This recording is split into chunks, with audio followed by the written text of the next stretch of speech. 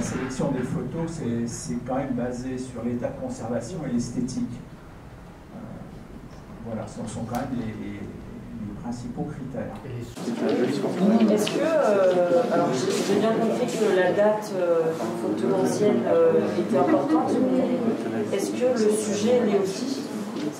Oui, parfois, et puis le talent du photographe. Dans la vitrine, je verrai une image de John Thompson, qui a été vraiment le grand photographe de la Chine au XIXe siècle. Oui, là c'est...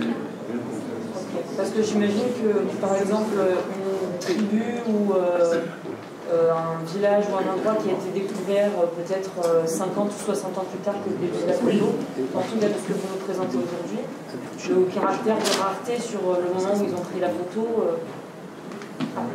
Tous les critères de rareté peuvent compter, quel que soit le format, le support. Attention, c'est comme pour la peinture. C'est pas parce que la maison représente un tableau qui vaut une chaumière, ça vaut combien?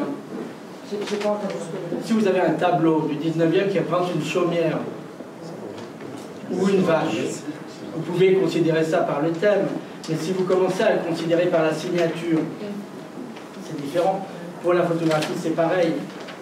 À part une qui est anonyme, toutes ces photographies correspondent à des artistes connus.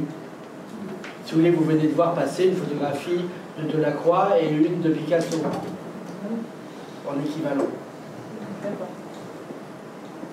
Donc on oublie les sujets, en fait, quand il s'agit du marché ou des choses les plus belles. Là, vous avez des photographies d'auteurs. Mais vous pouvez considérer, par exemple, une belle comparaison, c'est avec les dessins. Vous avez beaucoup de dessins anonymes et vous avez d'autres dessins anciens qui appartiennent à des artistes avec des signatures. Et en particulier pour la première période de la photographie, vous avez, d'un point de vue de trop ou des collections, une cohabitation avec les dessins. Et le même genre de...